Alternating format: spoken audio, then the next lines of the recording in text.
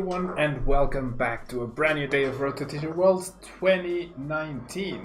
Thank you so much for joining me if you are live, and if you're watching on YouTube, don't forget to leave a like. Really helps out the channel. And so thanks so much for the follow, B9N3Z Baines. So yeah, we are going to be discussing today all about the top picks, or not the top picks rather, but the perceived and or proven top decks for NAIC. Realgames.ca, thank you so much. 10 months, 2-month streak, thank you so much. Bones, there you go. The 9 got me, but thanks so much for the follow, Bones. Thank you so much for the subscription. Realgames.ca. And so, we do have, hello Ivanus, we do have right in front of you, over there, the top 5 decks going into NAIC. Blounce, Pegram, Art, Melmetal, Lucario, Regigigas, Hoopamill, and Weezing. Those are, in my opinion, the top 5 most feared decks. What do I think of Pure Gardesillion with Fairy Charms? It has an absolutely horrible Art matchup to the point where I don't think it's viable. Like if you don't have a chance to beat Art, I feel like there's no point in playing that deck, and that's why Gardesillion, I think its time to shine will be in the upcoming format, but definitely not right now. So yeah, we have Pegram, Art, which in my opinion are the top tier decks, and then Blounce, Weezing, and Melmetal Lucario are in the next tier. And then after that we have things like Quagnag, things like Zapdos Beast, which has fallen off from the radar quite a bit. Then we have Vileplume gimmicky decks, which are so easily countered that I can't recommend them, and many other decks, right? But these are, in my opinion, the creme de la creme. Zoroark is in a weird spot where it has the potential to tech in order to beat all of these, but I mean, I guess I would add it as a sixth deck in terms of there we go, in terms of potential, right? But I feel like, okay, so let me recap. Tier 1, definitely Pegram and Art. There's absolutely no contention in my mind that these two are the top 2 decks. The tag teams are just way too powerful. And then up next we have this wide array of decks which can try and tech to beat these. They have decent-ish matchups across the board, but then they have some very clear weaknesses. Blounce loses hard to Dugong, loses hard to Quagsire Nagnadel. Melmetal Lucario loses hard to Art, but can beat the rest of these. Weezing can beat Pegram, can beat Art, can beat Blounce, can't beat Stahl, struggles against Zoroark, and if you play these two correctly, it's really hard to win. Hello, Tribunal Shumish. So there's a lot of, like, obviously no deck is invincible, but I feel like these two are the undisputed top 2 decks, and then the rest are in a tier below. So what do these decks look like? Well, let's first take a look at Art. This is the list that recently got top 8. Well, Azul got to the final. It had 3 top 8 showings at Madison. It's not fully blinked out. I apologize for that. Hello, Luis. But the concept, the ideas are the same. You want to try and get either a turn 1 Welder thanks to Fireflint, or you want to get a turn 1 Kiawe. Turn 1 Welder is pretty good if you're going second. That way you can potentially get an attack off. You have the supporting cast of Lele, Let Loose, Marshadow, Dedenne, and Jirachi to help you thin the deck, to help you find the right cards at the right time. You also have a bunch of acrobatics, ultraviols, and nest balls in order to find the right Pokemon for the right situation. Hyper consistent, hyper aggressive, triple Guzma to target down the right Pokemon. Double Eevee and Snorlax to counter your counters, your perceived counters, which are Naganadel, Quagsire, and Zoroark Slowking decks. Double Art because it's just super, super powerful. The Outrage attack means attacking to Art is a risk. Flare Strike just demolishes almost all of the Pokemon out there except some really high HP tag teams. And then Double Blaze GX is a really cost-effective attack for 3 energies, and you can't get to 300 damage, which effectively destroys absolutely everything. You do have Miltank option to heal, you have Volcanion to load on turn 2 if you're going second, and also Arcanine to reload with Grand Flame whilst applying pressure, which is really, really good. So yeah, you have a bunch of options, a lot of aggression, and it is no surprise that this is the best deck in the format. 3 sets in, further into release in the Japanese metagame, and Art was still able to win the recent Japanese national or the Japanese championships a few days ago, just this past weekend. So undisputed best deck in the format in my eyes. Also means the most targeted one going into Origins and NAIC. But the question is whether the counters can withstand the power, and not whether the counters can effectively counteract it. Yeah, it's like Art has been out in Japan for a long time now, 4 maybe 5 months. Art has been out in this side of the world for a little over a month. There's been 4 major tournaments, and it dominated all of them. It won 2 out of the 4, got to the final in all 4 of them, and had way more showings than any other deck. So is there actually a counter would be the question. Yeah, not how do you counter it, but is there actually a counter? And then in second place we have Pegram, right? Before Broken Bonds, Pegram was, in my eyes, the undisputed best deck in the format. This is the list by Rahul Reddy and them that got top 4. Yeah, Sander Perro got top 4 at the latest Madison Regional Tournament. Super consistent list. The double Detene I absolutely love, along with the double Let Loose. Detene adds a lot to Lele and Let Loose Marshadow in terms of adding Pokemon draw power into different decks. And Anubis, no, ya no hago casi videos ni stream en castellano. So yeah, this deck, before Art, it was the undisputed best deck, in my opinion, probably more based with Jirachi, similar to how Gustavo Wada used it to win the international championship in Europe. But this version seems to be extra powerful thanks to the Detene. Yeah, the change really came in to shake the format and make it even faster than it already was.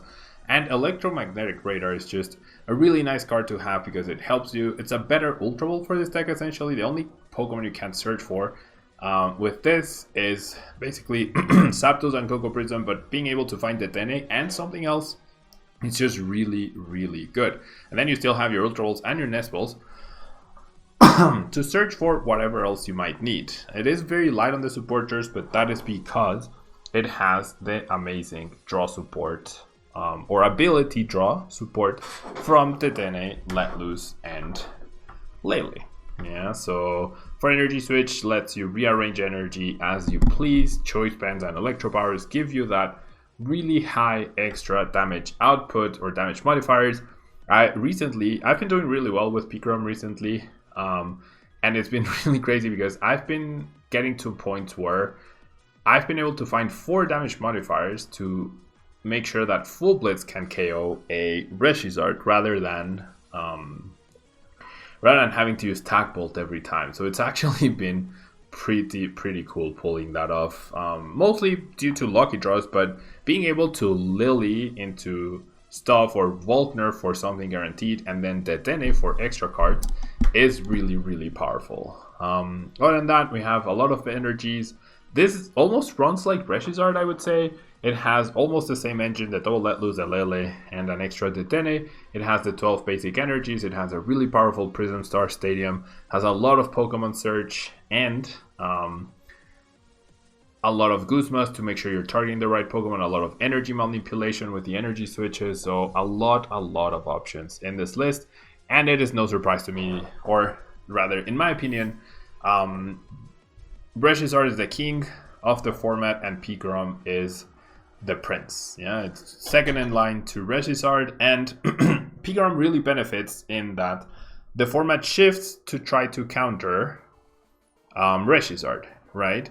Which means the fighting type decks get dropped from decks in favor of water type decks, and that just means you have a much harder time dealing with the 240 HP Pegram.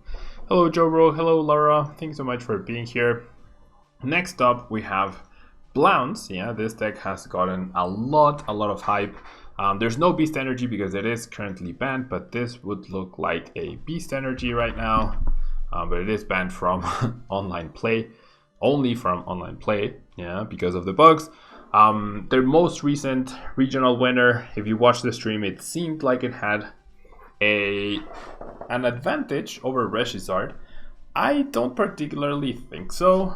I think it's quite an even matchup, and my issue with this deck is that you're always waiting to react to your opponent, right? When they target down, like when you apply early pressure, it's through Blacephalon's GX's Bursting Burn and Burst GX, right? That's how you try to go ahead, maybe get an easy prize off of Mind Blown. But eventually the deck runs out of steam until you get to the B-String turn, right? When your opponent has 3 or 4 prize cards remaining, that's when you can get a lot of energy into play and really increase and explode your damage output. Jedi just put a free code on the chat in case you guys want to check it out. Thank you so much, Jedi. So yeah, you're always waiting for the B-String turn, right? Which means you, like, in order for the B-String turn to be activated, that means your opponent has already taken prizes. Which means if they are dead drawing, there's no way for you to really push too far ahead. Yeah, you can build an advantage, but nothing such as Reshi's Art can do, where if your opponent's dead drawing, then you're just gonna run over them with your Kiawe Reshi's Art. This deck has to wait until your opponent actually tries to do something or get something going in order to start getting closer to finishing off the game with the B-String. So that's something I don't particularly like. I also think that with only 2 Let Loose as draw power, it can feel super iffy in the early game to set up if you don't just start a raw draw support during the Lily and the Cynthia. As I mentioned, this is the regional winning list. I would really like to see a 1-1 split of Lele and Let Loose rather than 2 Let Looses, or even 2 Let Looses and 1 Lele, like in Reshi's Art, like in Pegram. But just the 1 Let Loose, I mean, just 2 Let Loose has felt super shaky to me. Stugan, thank you so much for the follow. And then we do have a solid engine of 4 Lily, for Cynthia, and Double Welder. Welder definitely helps the deck in getting that extra crucial energy attachment. There is the argument that Blounce GX is better with Persian. The 1-1 Mock line could definitely replace the Persian. However, the deck that ended up winning the regionals did not have Persian, right? So I feel like Persian is a really good option to have. But the disruption of Mock just means you can ensure a lot of games, whereas if you have the Persian, you do have to go out of your way to set that up, right? And that means either finding the Ditto or the Meowth and then having to Ultra Volt for the Persian, or dedicating 2 Ultra Volts because you don't have any Nest Volt. So that's what I don't particularly like. Yeah, the fact that you have to dedicate 2 Ultra Volts in order to find the 2 Persian pieces. So it's not exactly easy because sometimes you have to dedicate an Ultra Volt to a Blacephalon GX. Sometimes early game you just need to establish the Poipole so that you have the follow-up Nagnadels. So it's not like you always have just free Ultra Volts and free Search lying around. Yeah, I think that's something that people don't realize. For example, people who end up playing Hunchcrow in Wheezing. Yeah, it's like you have to change your whole deck just to be able to search for those 2 pieces. And the same is with Persian. Yeah, if this deck ran something like for Nest Ball, for Ultra Ball, then it would be much easier, right? Because you have 8 cards dedicated to searching potentially your pieces of Persian. But here you only have 4. So with the Persian, are you just hoping to draw into it? Are you really gonna prioritize setting up a Meowth over a Poipole? That's my issue. Yeah, that is my issue with the deck. Luis usage, Light Center Labs for Power Plant and Energy Switch for a second blower. Those seem like decent changes. I especially like the Power Plant. Probably 3 Lilies and 3 Welders. I disagree. I feel like Lily's so good turn 1 that you wouldn't want to decrease your chance of drawing it. And then I did try a list with 4 Welders, 3 Welders. Honestly, they felt very underwhelming. Yeah, like you only need 1 copy of Welder in the late game basically to close out games most of the time. You don't want to early Welder for the most part. So that's the that is my logic at least. Yeah, but aside from that, the deck is super solid. And why is Mock different than Persian? Because you can search for the Mock pieces with Mysterious Treasure. So you essentially have 7 ways to search for the Alolan Mock pieces rather than only 4 to search for your 1 of Meowth and your 1 of Persian. If you're finding them naturally, that just means you're going over odds, essentially getting lucky and finding them at the right time, which I don't particularly like relying on that. And so, next up, we have Melmetal Lucario Mill. Yeah, this is my version of the deck based on Japanese results. This is a very different playstyle from what I personally like. You just try to deny your opponent over and over and over. You do have, this should be a Beast Energy, but it's banned once again. You do try to deny your opponent prizes. You try to deny them resources. Essentially, you want to get rid of all of their energies at some point or trap something active. In order to do so, Steven, thank you so much for the host. Melmetal's Lucario and Melmetal GX's GX attack is really good. It's a much better version of Articuno GX's GX attack, Full Metal Wall GX, because not only does it remove all the energy, but also gives Lucario and Melmetal extra protection. You have so much HP, and you have the Metal Frying Pans, which is amazing. But against something like Regizard, I feel like this deck really struggles. Not only like does it tumble to the early pressure, the fact that Regizard can bypass at least one of the Hoopas, and now it's playing Arcanine sometimes, it's playing also Turtonator and or Volcanion to bypass the Hoopas, and then everything else just goes down in one hit. It has a 4 energy at once acceleration supporter, so it's really hard to keep energies in check. So all of that combines to the fact that this deck has a decent matchup against a lot of stuff, but Regizard is not one of them. And when Regizard has been consistently proven to be the top deck in the format, along with the most popular one, you don't want to go into a tournament hoping you don't run into Regizard, because that's the one matchup you can probably expect to run into at least 2 or 3 times within any given tournament right now. Yeah. So I guess I should keep talking about the list.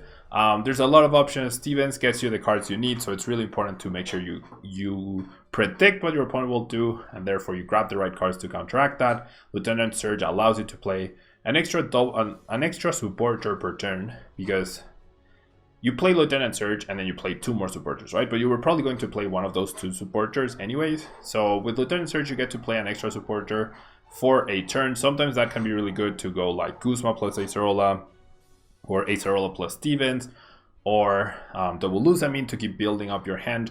That does give you card advantage. However, building up to the known hand, not super easy. A lot of the times you end up struggling a lot to let loose, or struggling to stabilize in the early game, especially if your opponent has more than 1 let loose Marshadow or has multiple judges. The way to beat this is they need to apply pressure to you and for you to whiff healing, right? And if they combine the pressure with the let loose, that's when it's the hardest to find the healing cards.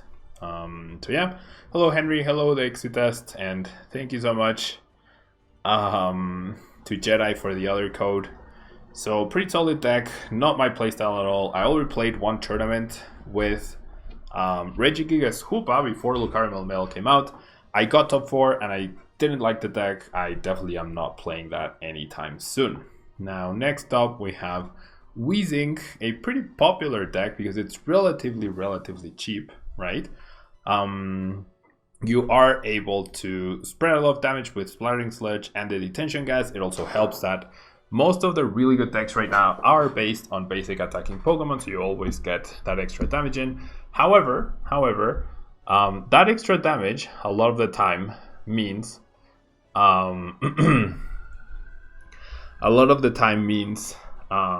putting it on a 270 HP Pokemon. So when you're dealing a total of 50 damage per turn to a 270 HP Pokemon, things can get out of hand really quickly for you. Henry, thank you so much for the 29 M&Ms. Thank you so much for keeping the glass full as always. And yeah, so this deck would be so much better if HPs hadn't suddenly risen to 250, 240 and above. Yeah, because even with the 8 of spell tags, even with the 8 of Shrine of Punishment, as long as you keep your bench low, as long as you manage your resources properly, and by getting some key healing timings, especially against Art, no matter if you're playing the Frost Rotom or the Mimikyu, the timing of the healing can be so crucial. Which attack you end up using is so crucial. And then, thank you so much, Henry, for the extra 21 M&Ms. And then your damage output ends up being 70 or 80 per turn, versus their one-hit KOs every single turn.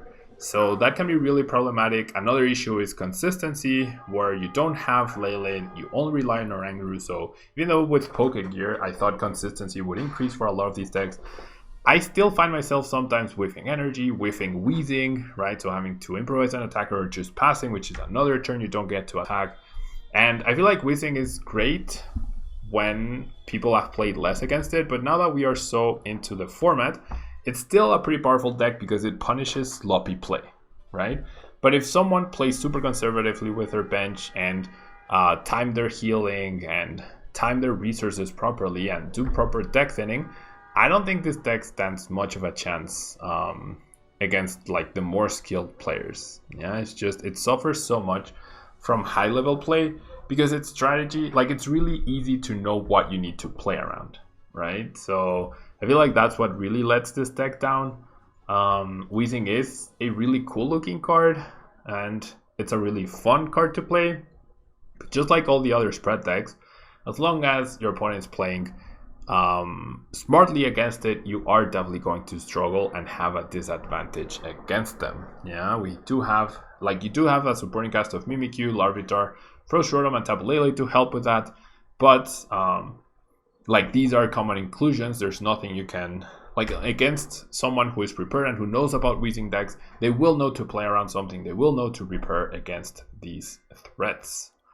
And finally, we get to Zorg with triple energy. So I do favor a 2-2 Slowking line over the 2-2 Dugong line. Slowking feels like the best and only answer to Art at the moment.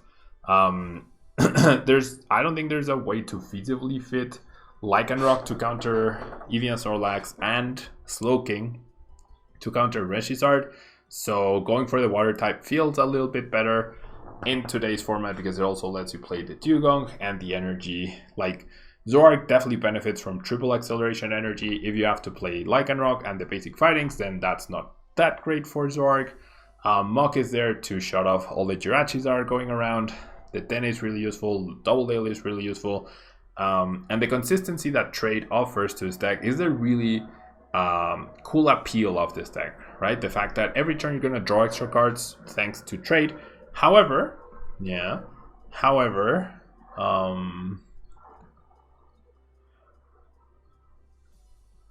I don't know.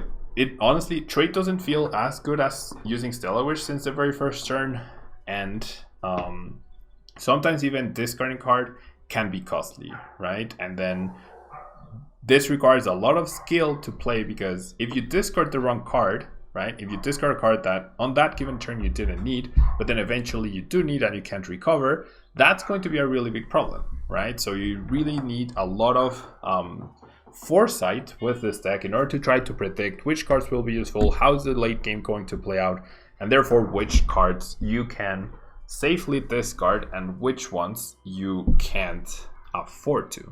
Yeah, so a lot of quirkiness to the deck. Psychic is a pretty powerful attack against the high energy attacks that are going around right now with Regis Art, Evian Snorlax, and Pegram. Dugong is really nice for the mirror match to pressure and set up cards to be in range for Zoroark. It's especially good against Malamar if they don't end up benching a Mew on turn 1. And it's really cool that you can actually hide the Dugong with the Ditto, right? Like if on turn 1 you establish multiple Zoroas, a Grimer, and a Ditto, they might not necessarily expect the Dugong because there's no seal, right? So it's always also kind of tricky to figure out which version of Zoroark you are up against, which is something that works well in this deck's favor.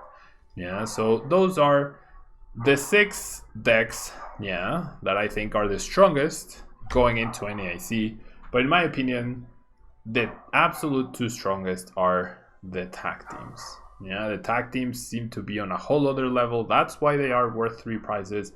But the risk of using them has definitely been worth the reward, in my opinion. I can tell you that from experience, because before Unbroken Bonds, I had around maybe 400, 500 championship points.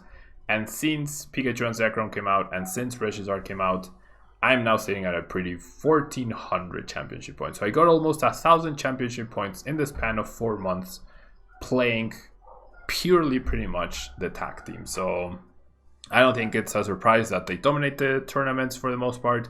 They are the most represented deck. They are the best performing decks, not only here, but also in Japan. And so that will be all for this intro to the top decks. Now we are going to move on to trying them out and playing them so we can see them in action. So don't go anywhere. I will be right back in just a second.